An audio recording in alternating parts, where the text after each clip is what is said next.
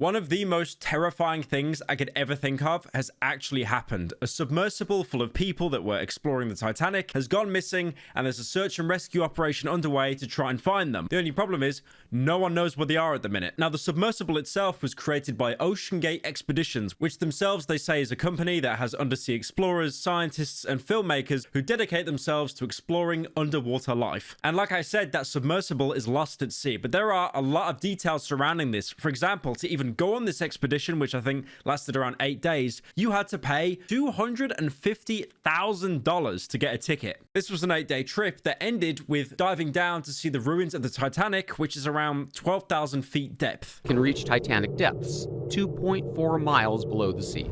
Now, at the minute, US officials in Canada are trying to, find the submersible and the people inside. This thing has a 4-day emergency supply of oxygen in case anything goes wrong. And lo and behold, the reason why I'm making this video, something has gone very, very wrong. Now, apparently the way these submersibles work is there's 4 people in there. There's 1 pilot, and then there's 3, paid guests, I guess. That's pretty much where we're at the minute, but doing a little bit of digging, the history behind this submarine, it's not good, man. It is really worrying, and there were so many red flags that came years ago. For example, CBS, a couple years ago, they did a news report on these new submersibles, and there's a really, uncanny vibe during the entire interview. An experimental submersible vessel that has not been approved or certified by any regulatory body and could result in physical injury, disability, emotional trauma, or death. Where do I sign? What a great way to advertise a product that is now endangering the lives of multiple people. I'm sure that's a great way to get investors to sign up. So this is not your grandfather's submersible. We only have 1 button, that's it. It should be like an elevator. It shouldn't take a lot of skill.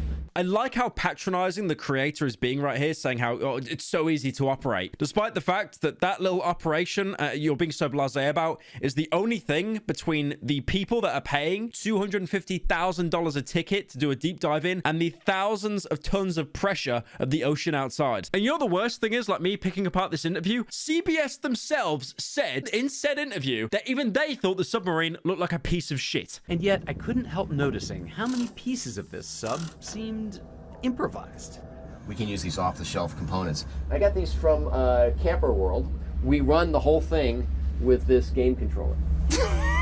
Come on! So despite this being a $250,000 ticket, a Willy Wonka ticket, the submarine is basically just made from scrap, drain pipes, Camper World stuff, and even a video game controller. And believe me, that video game controller, that is very important. We're going to come back to that later. I honestly, I have no idea how this was allowed to fly legally. At the start of the interview, the CBS guy, he's basically, signing his life away. I assume the people that got on, they had to do the exact same thing because there is no way legally that this should have been allowed. Now, the biggest design flaw of the submersible, apart from everything I just said, is the fact that it's bolted shut from the outside. So if you're trapped inside this thing, there is no way you can get out. It is bolted from the outside, and you need an outside crew externally to basically set you free. Now, I know what we're all thinking, and I didn't even want to make the comparison because it's incredibly poor taste, but the parallels here to Iron Lung, it's actually depressing. I wish that thought didn't even have to enter my head, but bolted from the outside, a single porthole to look out of. The creator of the submersible himself even said, there's no way to escape, even if you rise to the surface by yourself. You cannot get out the sub without a crew on the outside letting you out. So no emergency button, no window to smash, no kind of way to jettison yourself out. That's it. Even if it rose to the surface and it was found, the people trapped inside, they couldn't get out themselves without someone prying it open or cutting it open. I don't understand how that's allowed. Now, the OceanGate Twitter account that organized the expedition have put out this pathetic statement saying we're looking for them and we're happy for everyone that's helping. Like someone's going to be sat on the beach with a pair of binoculars seeing if a submarine rises to the surface. Obviously, in that statement as well, OceanGate have not even hinted at any kind of apology because an apology implicits guilt, and guilt can be seen in court as someone being paid a lot of money. So the apologies, they're not coming out yet. We'll leave it a little bit. And obviously, Twitter being Twitter, full of the most empathetic people possible, are all quote tweeting it saying, yeah, the people inside, they're dead. One account even saying they paid $250,000 to die in a drainage pipe that doesn't even have seats. That's the funny thing about Twitter and why everyone hates it, because usually if you go to a certain website or a community, you get one region of people that hate it, but on Twitter, everyone seems to hate Twitter. And that's exactly why, because you will always come across someone that absolutely fucking despises you and hopes you die despite not even knowing who you are. Now, remember earlier on in the video when I mentioned that controller that they were using to control the submersible, this pathetic looking controller that looks like it was from Walmart? Now, looking into it, this is a Logitech GF710 wireless gamepad.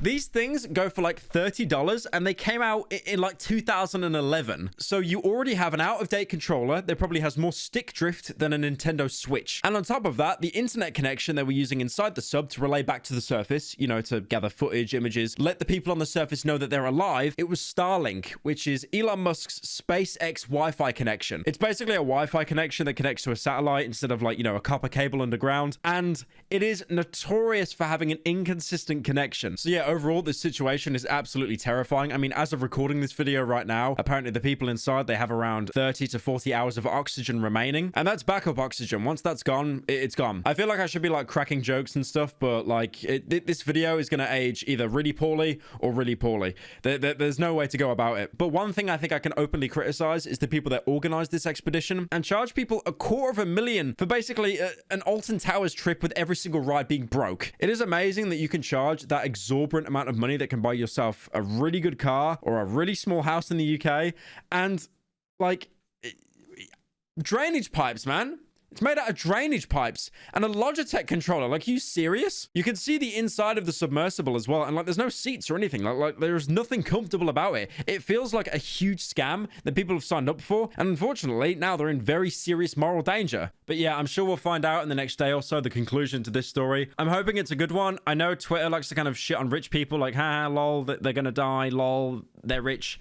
But I mean, it's fucked. It really is a horrible way to go. It genuinely is one of my biggest fears I could ever think of. So there's been some updates since I last recorded. I know I look like the Riddler for the Batman film if he was a lesbian. These aren't even prescription glasses. I just wear them so I don't get eye strain. It's literally a plastic lens. And I just got out of the shower, so forgive the hair. But basically, two important things have happened with the submarine situation. So one key diver that was meant to like launch a rescue operation has basically pulled out at the last minute. Apparently, this was someone with intense knowledge of the area, so be able to, you know, map something out. And then he went on to say on social media that he had to cancel to attend to another urgent client matter. So the people in the submarine whose lives are at stake, they can wait. They can wait. I'm sure he's got to do something on Deliveroo. And then, which is even worse, another article came out about Ocean Gate Expeditions with the CEO saying safety is pure waste. Apparently, in an interview last year, he said the explorers would be safe and would have ample oxygen, but then added that there was a limit to safety. Yeah, no shit. And then he went on in the same interview to talk about his biggest problem with the submarine. And guess what it was? No, it wasn't the fact that it only has 4 days of oxygen. No, it wasn't the fact that you need an external team just to open it up. He was worried about it resurfacing, saying it could get caught on nets and stuff. I really thought I'd have like a good update here, something positive to talk about, but it just shows that this entire company is just beyond incompetent.